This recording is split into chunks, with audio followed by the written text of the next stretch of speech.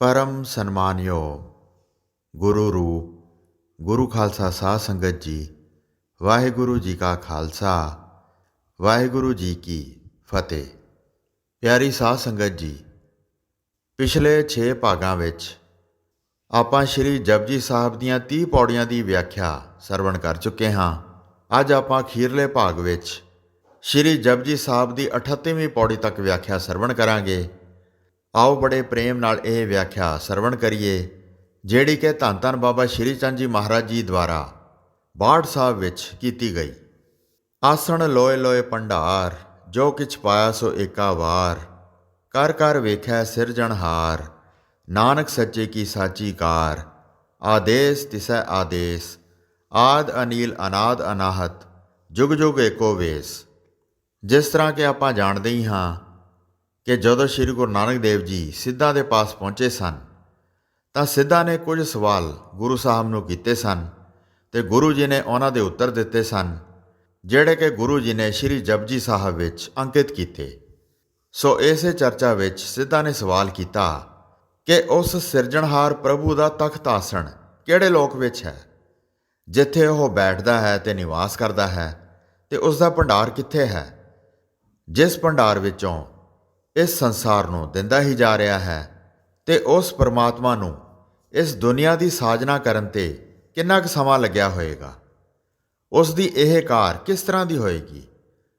ਤਾਂ ਗੁਰੂ ਜੀ ਨੇ ਉੱਤਰ ਦਿੱਤਾ, ਆਸਣ ਲੋਏ ਲੋਏ ਭੰਡਾਰ, ਜੋ ਕਿਛ ਪਾਇਆ ਸੋ ਏਕਾ ਵਾਰ।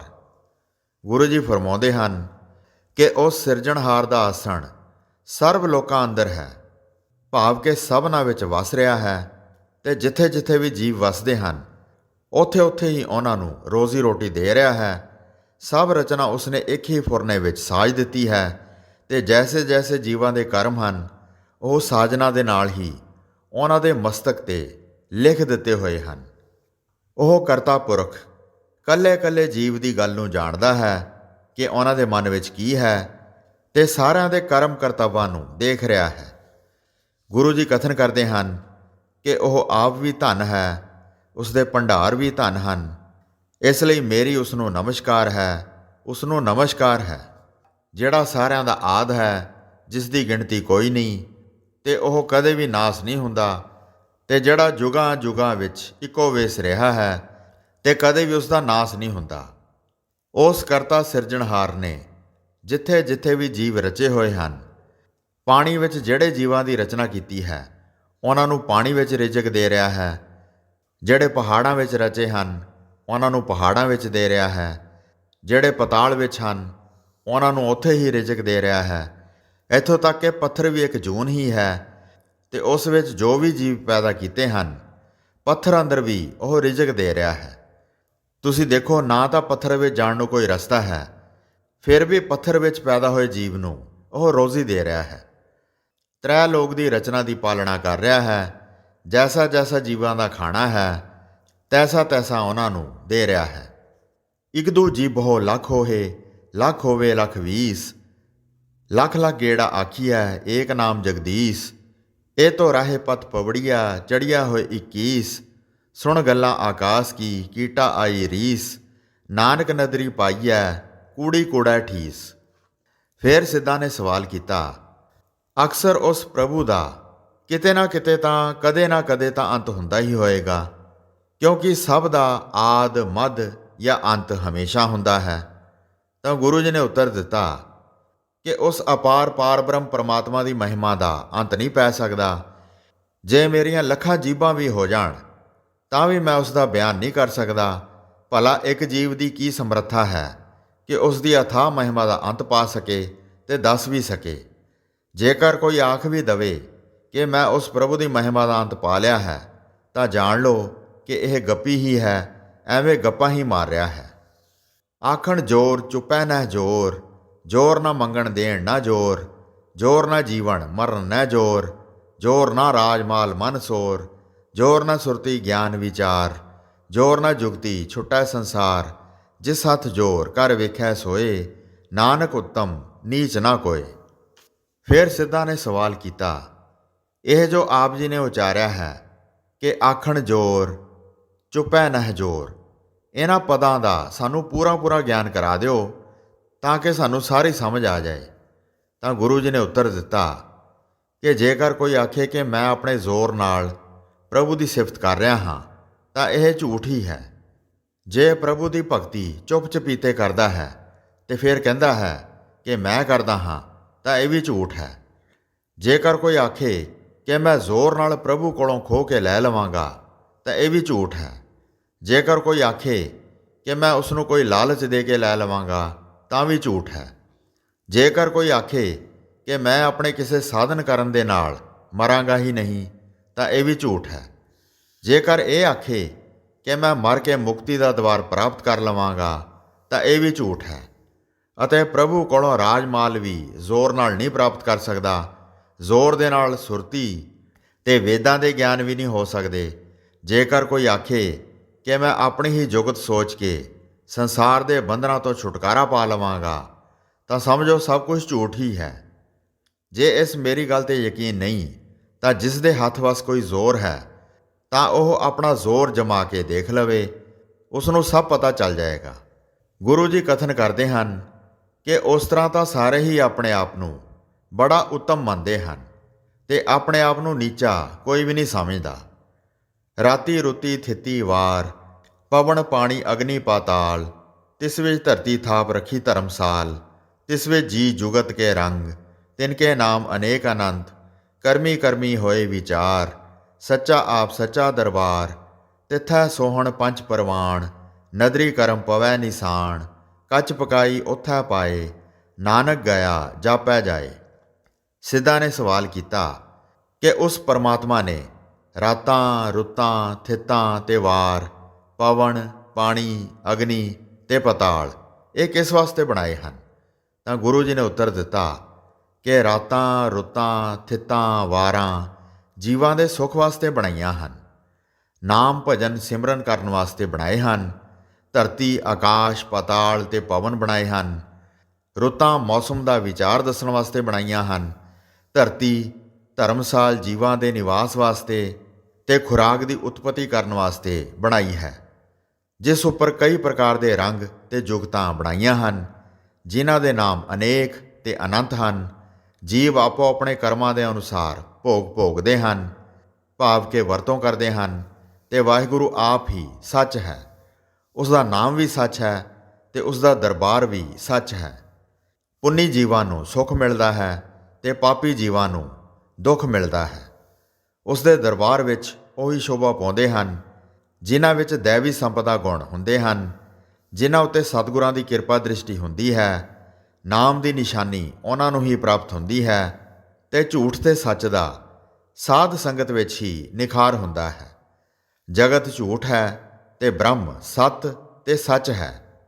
ਸਾਹਿਬ ਫੁਰਮਾਨ ਕਰਦੇ ਹਨ ਕਿ ਸਾਧ ਸੰਗਤ ਵਿੱਚ ਜਾਣ ਕਰਕੇ ਹੀ ਇਹ ਗਿਆਨ ਹੁੰਦਾ ਹੈ ਕਿ ਝੂਠ ਕੂੜ ਦਾ ਹਸ਼ਰ ਕੀ ਹੈ ਤੇ ਸੱਚ ਧਰਮ ਦਾ ਸ਼ੁਭ ਫਲ ਕੈਸਾ ਹੁੰਦਾ ਹੈ। ਧਰਮ ਖੰਡ ਕਾ ਇਹੋ ਧਰਮ, ਗਿਆਨ ਖੰਡ ਕਾ ਆਖੋ ਕਰਮ, ਕੇਤੇ ਪਵਨ ਪਾਣੀ ਵੈ ਸੰਤਰ, ਕੇਤੇ ਕਾਨ ਮਹੇਸ਼, ਕੇਤੇ ਬਰਮੇ ਘਾੜਤ ਘੜੀਐ, ਰੂਪ ਰੰਗ ਕੇ ਵੇਸ, ਕੇਤੀਆ ਕਰਮ ਭੂਮੀ ਮੇਰ ਕੇਤੇ, ਕੇਤੇ ਧੂ ਉਪਦੇਸ਼, ਕੇਤੇ ਇੰਦ ਚੰਦ ਸੂਰ ਕੇਤੇ, ਕੇਤੇ ਮੰਡਲ ਦੇਸ, ਕੇਤੇ ਸਿੱਧ ਬੁੱਧ ਨਾਥ ਕੇਤੇ, ਕੇਤੇ ਦੇਵੀ ਵੇਸ, ਕੇਤੇ ਦੇਵ ਦਾਨਵ ਮੁਨ ਕੇਤੇ, ਕੇਤੇ ਰਤਨ ਸਮੁੰਦ, ਕੇਤੀਆ ਖਾਣੀ ਕੇਤੀਆ ਬਾਣੀ, ਕੇਤੇ ਪਾਤ ਨਰਿੰਦ, ਕੇਤੀਆ ਸੁਰਤੀ ਸੇਵਕ ਕੇਤੇ, ਨਾਨਕ ਅੰਤ ਨਾ ਅੰਤ।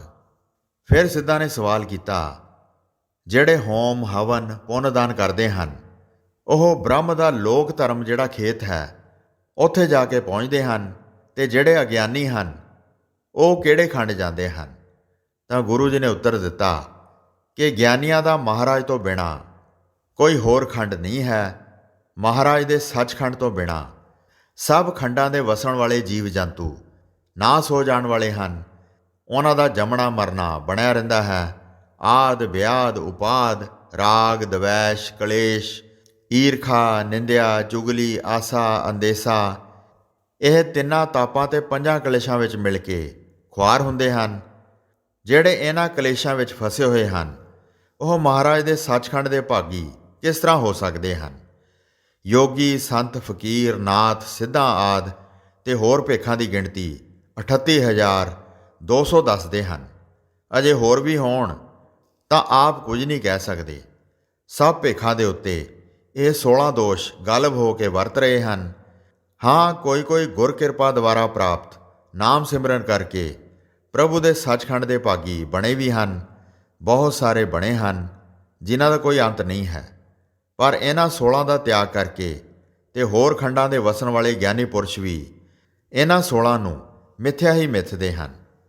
ਉਹਨਾਂ ਦੀ ਦ੍ਰਿਸ਼ਟੀ ਦੇ ਅੱਗੇ ਅਨੇਕਾਂ ਹੀ ਪਵਨ ਹਨ, ਅਨੇਕਾਂ ਹੀ ਪਾਣੀ ਹਨ, ਅਨੇਕਾਂ ਬੈਸੰਤਰ ਹਨ, ਅਨੇਕਾਂ ਕਾਨ ਹਨ, ਅਨੇਕਾਂ ਹੀ ਸ਼ਿਵਜੀ ਹਨ, ਅਨੇਕਾਂ ਹੀ ਬ੍ਰਹਮੇ ਘਾੜਤ ਕੱਢਣ ਵਾਲੇ ਹਨ, ਅਨੇਕਾਂ ਹੀ ਰੂਪ ਹਨ, ਅਨੇਕਾਂ ਹੀ ਰੰਗ ਹਨ ਤੇ ਅਨੇਕਾਂ ਹੀ ਵੇਸ ਹਨ।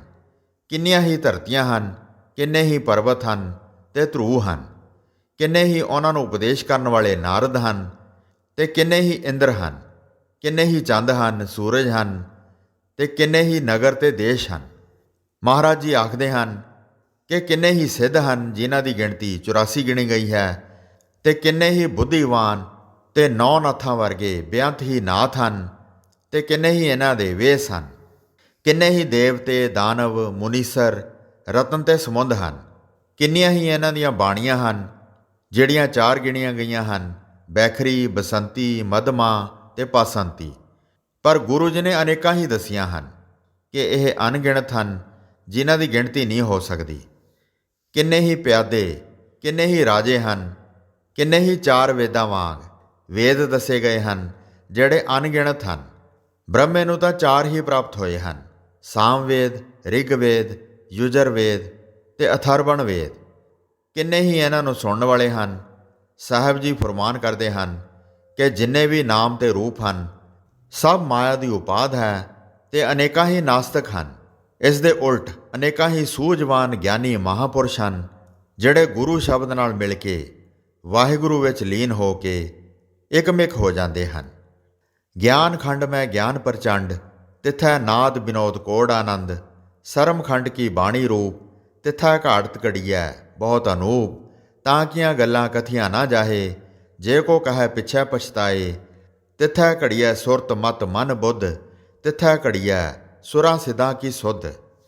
ਫਿਰ ਸਿੱਧਾਂ ਨੇ ਸਵਾਲ ਕੀਤਾ ਕਿ ਜੋ ਗਿਆਨ ਖੰਡ ਵਿੱਚ ਨਾਮ ਉਜਾਲਾ ਹੁੰਦਾ ਹੈ ਉਹ ਕਿਸ ਦਾ ਹੁੰਦਾ ਹੈ? ਤ੍ਰਿਲੋਕੀ ਵਿੱਚ ਤਾਂ ਸੂਰਜ ਤੇ ਚੰਦਰਮਾ ਹੁੰਦਾ ਹੈ। ਗੁਰੂ ਜੀ ਨੇ ਉੱਤਰ ਦਿੱਤਾ ਕਿ ਜਿਹੜਾ ਗਿਆਨ ਹੈ ਇਹ ਸੁਤੈ ਸਿੱਧ ਪ੍ਰਕਾਸ਼ ਹੈ, ਜਿਸ ਦੇ ਪ੍ਰਕਾਸ਼ ਕਰਕੇ ਸੂਰਜ ਚੰਦਰਮਾ ਦਾ ਪ੍ਰਕਾਸ਼ ਰਾਤ ਦੇ ਹਨੇਰੇ ਨੂੰ ਮਟਾਉਂਦਾ ਹੈ। ਗਿਆਨੀ ਗੁਰਾਂ ਦਾ ਸ਼ਬਦ ਸੁਣ ਕੇ ਸਦਾ ਹੀ ਸੁੱਖਾਂ ਦੇ ਘਰ ਵਿੱਚ ਨਿਵਾਸ ਕਰਦਾ ਹੈ। ਜਿਹੜੇ ਅਗਿਆਨੀ ਪੁਰਸ਼ ਹੁੰਦੇ ਹਨ ਉਹ ਗਿਆਨ ਤੋਂ ਸਦਾ ਖਾਲੀ ਰਹਿੰਦੇ ਹਨ। ਉਹ ਸਦਾ ਹੀ ਪਾਪਾਂ ਨੂੰ ਲੋਚਦੇ ਰਹਿੰਦੇ ਹਨ ਤੇ ਕਰਦੇ ਰਹਿੰਦੇ ਹਨ। ਤੇ ਗਿਆਨੀ ਪੁਰਸ਼ ਸਦਾ ਧਰਮ ਦੇ ਚਾਹਵਾਨ ਹੋ ਕੇ ਧਰਮ ਕਰਦੇ ਹਨ। ਜਿਹੜਾ ਸੂਰਜ ਦਾ ਪ੍ਰਕਾਸ਼ ਹੁੰਦਾ ਹੈ ਉਹ ਰਾਤ ਆਈ ਤੇ ਮਿਟ ਜਾਂਦਾ ਹੈ ਤੇ ਜਿਹੜਾ ਚੰਦਰਮਾ ਦਾ ਪ੍ਰਕਾਸ਼ ਹੁੰਦਾ ਹੈ ਉਹ ਦਿਨ ਆਈ ਤੇ ਖਤਮ ਹੋ ਜਾਂਦਾ ਹੈ। ਪਰ ਗਿਆਨ ਦਾ ਪ੍ਰਕਾਸ਼ ਹਿਰਦੇ ਦੇ ਅੰਦਰ ਹਮੇਸ਼ਾ ਰਹਿੰਦਾ ਹੈ ਤੇ ਪਾਪਾਂ ਤੋਂ ਰਹਿਤ ਰਹਿੰਦਾ ਹੈ। ਜਿਨ੍ਹਾਂ ਨੂੰ ਗਿਆਨ ਹੁੰਦਾ ਹੈ ਉਹਨਾਂ ਦਾ ਮਨ ਤੇ ਸੁੱਧ ਬੁੱਧ ਘੜੀ ਜਾਂਦੀ ਹੈ। ਜਿਹੜੇ ਗੁਣ ਉਹਨਾਂ ਨੂੰ ਪ੍ਰਾਪਤ ਹੁੰਦੇ ਹਨ ਉਹ ਬਿਆਨ ਨਹੀਂ ਕੀਤੇ ਜਾ ਸਕਦੇ। ਜੇ ਕੋਈ ਬਿਆਨ ਕਰਨ ਦੀ ਕੋਸ਼ਿਸ਼ ਕਰਦਾ ਹੈ ਤਾਂ ਉਹ ਕਰ ਨਹੀਂ ਸਕਦਾ, ਪਿੱਛੋਂ ਪਛਤਾਉਣਾ ਹੀ ਪੈਂਦਾ ਹੈ। ਫਿਰ ਸਿੱਧਾਂ ਨੇ ਸਵਾਲ ਕੀਤਾ ਕਿ ਉਹਨਾਂ ਦੇ ਕੁਝ ਥੋੜ੍ਹੇ ਜਿਹੇ ਗੁਣ ਤਾਂ ਸਾਨੂੰ ਦੱਸੋ। ਤਾਂ ਗੁਰੂ ਜੀ ਨੇ ਉੱਤਰ ਦਿੱਤਾ ਕਿ ਉਹਨਾਂ ਦੀ ਮੱਤ ਤੇ ਬੁੱਧ ਉੱਜਲ ਪਵਿੱਤਰ ਹੋ ਕੇ ਪਰਮੇਸ਼ਰ ਦੇ ਵੱਲ ਆ ਕੇ ਜੁੜਦੇ ਹਨ। ਨਾਮ ਸਿਮਰਨ ਭਜਨ ਵਿੱਚ ਲੱਗ ਕੇ ਉੱਜਲ ਹੋ ਜਾਂਦੇ ਹਨ। ਵਿਕਾਰਾਂ ਦੀ ਮੈਲ ਨਿਕਲ ਜਾਂਦੀ ਹੈ ਤੇ ਹੋਰ ਜੋ ਸਿੱਧ ਜੋਗੀ ਦੇਵਤੇ ਹਨ ਉਹਨਾਂ ਦੀ ਬੁੱਧ ਵਿੱਚ ਪਰਮੇਸ਼ਰ ਦੀ ਜੋਤ ਦਾ ਪ੍ਰਕਾਸ਼ ਹੋ ਜਾਂਦਾ ਹੈ। ਕਰਮ ਖੰਡ ਕੀ ਬਾਣੀ ਜੋਰ, ਤਿੱਥੈ ਹੋਰ ਨਾ ਕੋਈ ਹੋਰ, ਤਿੱਥੈ ਜੋਧ ਮਹਾਬਲ ਸੂਰ, ਤਿਨ ਮੈਂ ਰਾਮ ਰਹਾ ਭਰਪੂਰ, ਤਿੱਥੈ ਸੀਤੋ ਸੀਤਾ ਮਹਿਮਾ ਮਾਹੇ, ਤਾਕੇ ਰੂਪ ਨਾ ਕਥਨੇ ਜਾਹੇ, ਨਾ ਉਹ ਮਰੈ ਨਾ ਠਾਗੈ ਜਾਹੇ, ਜਿਨ ਕੈ ਰਾਮ ਵਸੈ ਮਨ ਮਾਹੇ, ਤਿੱਥੈ ਭਗਤ ਵਸੈ ਕੇ ਲੋਹ, ਕਰੇ ਆਨੰਦ ਸੱਚਾ ਮਨ ਸੋਏ, ਸੱਚਖੰਡ ਵਸੈ ਨਿਰੰਕਾਰ, ਕਰ ਕਰ ਵੇਖੈ ਨਦਰ ਨਿਹਾਲ, ਤਿੱਥੈ ਖੰਡ ਮੰਡਲ ਵਰਭੰਡ, ਜੇ ਕੋ ਕਥੈ ਤਾਂ ਅੰਤ ਨ ਅੰਤ, ਤਿੱਥੈ ਲੋ ਲੋ ਆਕਾਰ, ਜਿਵ ਜਿਵ ਹੁਕਮ ਤਿਵੈ ਤਿਵਕਾਰ, ਵੇਖੈ ਵਿਗਸੈ ਕਰ ਵਿਚਾਰ, ਨਾਨਕ ਕਥਨਾ ਕਰੜਾ ਸਾਰ। ਫਿਰ ਸਿੱਧਾ ਨੇ ਸਵਾਲ ਕੀਤਾ, ਜਿਹੜੇ ਨਿਸ਼ਕਾਮ ਹੋ ਕੇ ਮਹਾਰਾਜ ਦੀ ਭਗਤੀ ਸਿਮਰਨ ਕਰਦੇ ਹਨ ਉਹ ਕਿਹੜੀ ਪਦਵੀ ਨੂੰ ਪ੍ਰਾਪਤ ਹੁੰਦੇ ਹਨ? ਆਮ ਲੋਕ ਤਾਂ ਕੋਈ ਨਾ ਕੋਈ ਇੱਛਾ ਜਾਂ ਤਮਾ ਰੱਖ ਕੇ ਭਗਤੀ ਕਰਦੇ ਹਨ। ਤਾਂ ਗੁਰੂ ਜੀ ਨੇ ਉੱਤਰ ਦਿੱਤਾ, ਕਰਮ ਖੰਡ ਕੀ ਬਾਣੀ ਜੋਰ। ਜੋ ਕਰਮਾਂ ਦੀ ਮਕਤ ਰੇਖਾ ਹੈ ਉਹ ਬੜੀ ਬਲਵਾਨ ਹੈ। ਸ਼ੁਭ ਅਸ਼ੁਭ ਦੋ ਪ੍ਰਕਾਰ ਦੇ ਕਰਮ ਹਨ। ਨਾ ਸ਼ੁਭ ਕਰਮਾਂ ਦਾ ਲੇਖ ਮਿਟਦਾ ਹੈ ਤੇ ਨਾ ਹੀ ਅਸ਼ੁਭ ਕਰਮਾਂ ਦਾ ਲੇਖ ਮਿਟਦਾ ਹੈ। ਸ਼ੁਭ ਕਰਮ ਅਤੇ ਅਸ਼ੁਭ ਦੋਨਾਂ ਦਾ ਹੀ ਲੇਖ ਅੱਗੇ ਜਾਣਾ ਹੈ। ਕਿਸੇ ਰਿਸ਼ਤੇਦਾਰ ਨੇ ਨਾਲ ਨਹੀਂ ਜਾਣਾ। ਜਿਹੜਾ ਅਸੀਂ ਰੋਜ਼ ਦਾ ਕਰਮ ਕਰਦੇ ਹਾਂ ਉਸ ਨੇ ਹੀ ਸਾਡਾ ਪ੍ਰਭੂ ਨਾਲ ਮੇਲ ਕਰਾਉਣਾ ਹੈ। ਕੋਈ ਸ਼ੁਭ ਕਰਮਾਂ ਵਾਲਾ ਹੀ ਪਹੁੰਚਦਾ ਹੈ। ਤੇ 4 ਪ੍ਰਕਾਰ ਦੀ ਜੋ ਮੁਕਤ ਹੈ ਇਹ ਮੁਕਤ ਸਿਰਫ ਮਰਨਾ ਹੀ ਹੈ। ਦੂਸਰੀ ਮੁਕਤ ਮਰ ਕੇ ਫਿਰ ਜਨਮ ਲੈਣਾ ਹੈ। ਤੀਸਰੀ ਮੁਕਤ ਭੂਤ ਪ੍ਰੇਤ ਬਣ ਕੇ ਕਿਸੇ ਵੀ ਲੇਖੇ ਵਿੱਚ ਨਾ ਆਉਣਾ। ਤੇ ਚੌਥੀ ਮੁਕਤ ਸਰੀਰ ਛੱਡ ਕੇ ਉਸ ਪ੍ਰਭੂ ਦੀ ਜੋਤ ਵਿੱਚ ਸਮਾ ਜਾਣਾ ਜੋ ਸੁਰਤ ਸ਼ਬਦ ਵਿੱਚ ਲੀਨ ਹੋ ਕੇ ਪ੍ਰੇਮ ਜੋਤ ਵਿੱਚ ਲੀਨ ਹੋ ਜਾਣਾ ਹੈ। ਐਸੀ ਮੁਕਤ ਨੂੰ ਹੀ ਸ਼ੁਭ ਕਰਮਾਂ ਤੇ ਸ਼ੁਭ ਗੁਣਾਂ ਵਾਲੇ ਪ੍ਰਾਪਤ ਕਰਦੇ ਹਨ। ਸਾਧ ਸੰਗਤ ਜੀ, ਕਈ ਵਾਰੀ ਆਪਣੇ ਮਨ 'ਚ ਸਵਾਲ ਪੈਦਾ ਹੁੰਦਾ ਹੈ ਕਿ ਫਲਾਣਾ ਬੰਦਾ ਪੁੱਠੇ ਕਰਮ ਬੜੇ ਕਰਦਾ ਪਰ ਫਿਰ ਵੀ ਉਸਨੂੰ ਸੁੱਖ ਮਿਲਦੇ ਹਨ।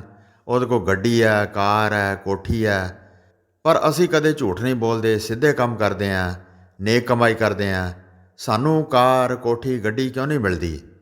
ਸਾਧ ਸੰਗਤ ਜੀ, ਜਿਸ ਤਰ੍ਹਾਂ ਗੁਰੂ ਜੀ ਫਰਮਾਉਂਦੇ ਹਨ ਕਿ ਜਿਹੜੇ ਆਪਾਂ ਪਿਛਲੇ ਜਨਮ ਦੇ ਵਿੱਚ ਕਰਮ ਕਰਕੇ ਆਏ ਹਾਂ ਉਹ ਅਸੀਂ ਹੁਣ ਭੁਗਤ ਰਹੇ ਹਾਂ। ਜਿਹੜੇ ਹੁਣ ਕਰਮ ਕਰਾਂਗੇ ਇਸ ਦਾ ਫਲ ਅਗਲੇ ਜਨਮ ਵਿੱਚ ਜਾ ਕੇ ਆਪਾਂ ਨੂੰ ਮਿਲੇਗਾ।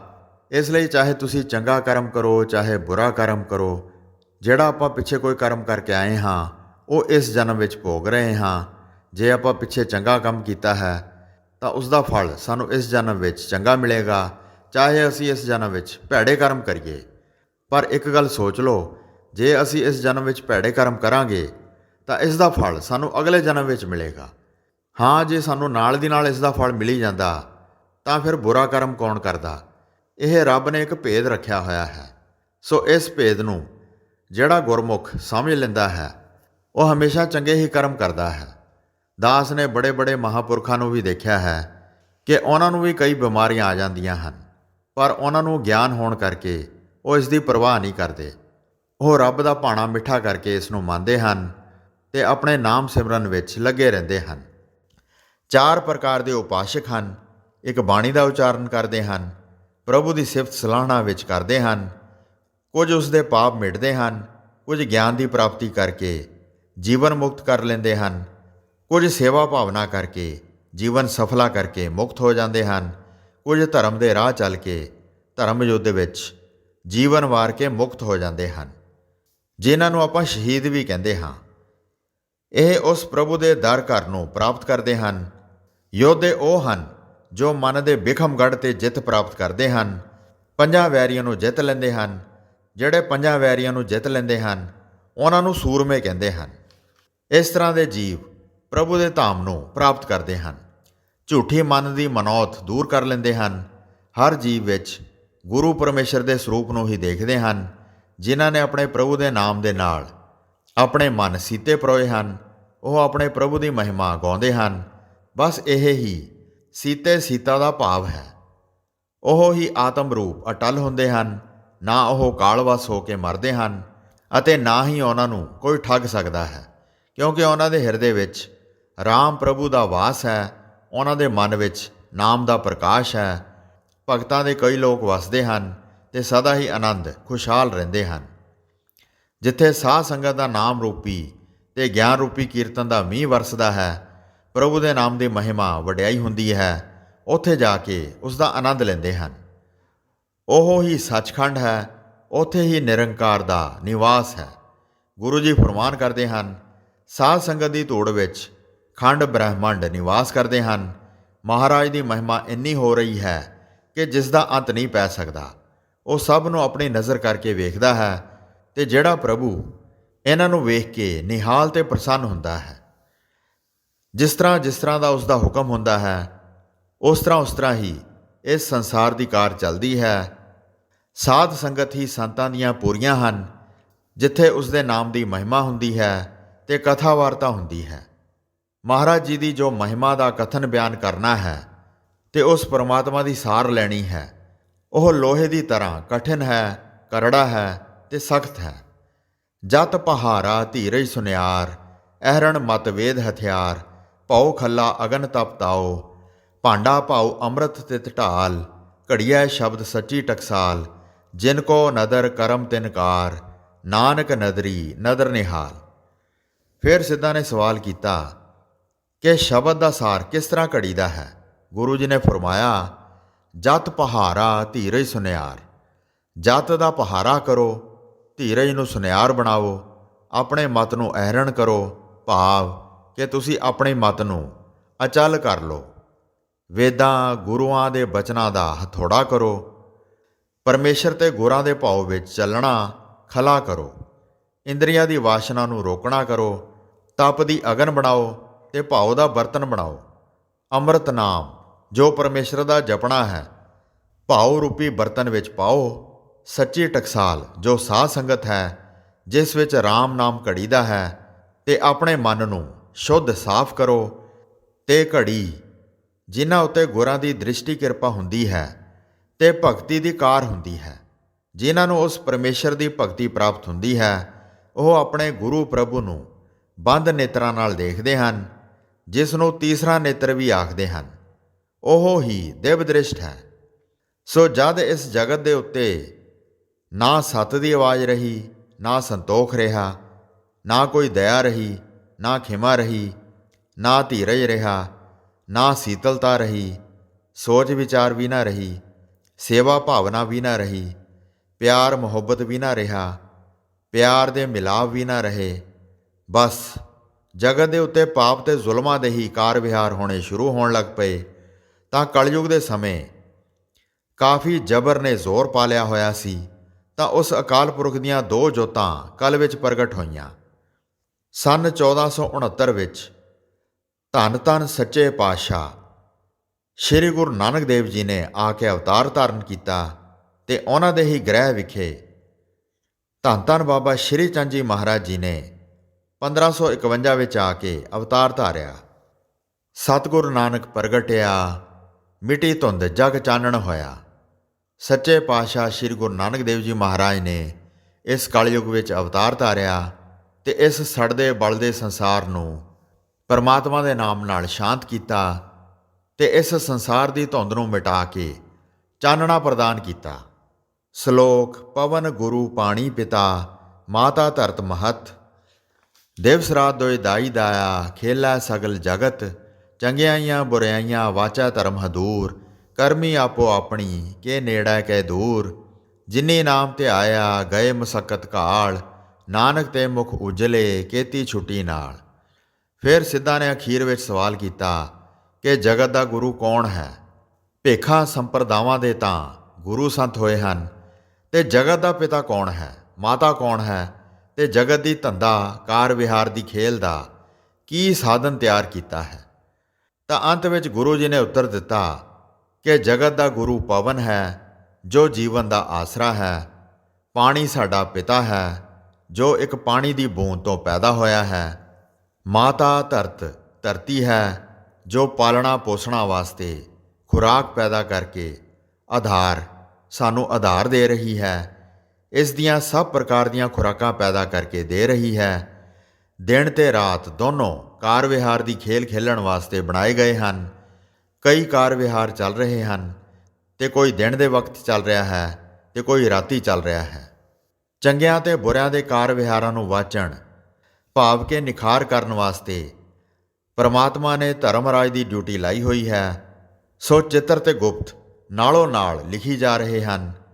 ਜਾ ਕੇ ਉਹ ਧਰਮਰਾਜ ਦੇ ਅਰਪਣ ਕਰ ਦਿੰਦੇ ਹਨ। ਉਹ ਚੰਗੀ ਤਰ੍ਹਾਂ ਦੇਖ ਕੇ ਹੁਕਮ ਸੁਣਾ ਦਿੰਦਾ ਹੈ। ਜੋ ਚੰਗੇ ਗੁਣ ਚੰਗੇ ਕਰਮ ਕਰਦੇ ਹਨ ਚੰਗੇ ਪਾਸੇ ਕਰ ਦਿੰਦਾ ਹੈ, ਤੇ ਬੁਰਾਈਆਂ ਬੁਰੇ ਕਰਮ ਕਰਨ ਵਾਲਿਆਂ ਨੂੰ ਬੁਰੇ ਦੁਖਦਾਈ ਵਾਲੇ ਪਾਸੇ ਧੱਕ ਦਿੰਦਾ ਹੈ।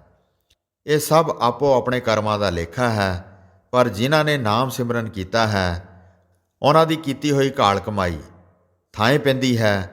ਉਹਨਾਂ ਦਾ ਲੇਖ ਵਾਹਿਗੁਰੂ ਦੇ ਘਰ ਵਿੱਚ ਉਜਾਗਰ ਹੁੰਦਾ ਹੈ।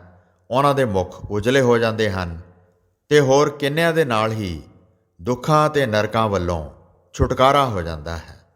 ਸੋ ਸਾਧ ਸੰਗਤ ਜੀ, ਇਸ ਤਰ੍ਹਾਂ ਧੰਨ ਧੰਨ ਬਾਬਾ ਸ਼੍ਰੀ ਚੰਦ ਜੀ ਮਹਾਰਾਜ ਨੇ ਬਾਰਠ ਸਾਹਿਬ ਵਿੱਚ ਸ਼੍ਰੀ ਜਪਜੀ ਸਾਹਿਬ ਦੀ ਕਥਾ ਕਰਕੇ ਸੰਗਤਾਂ ਨੂੰ ਸੁਣਾਈ।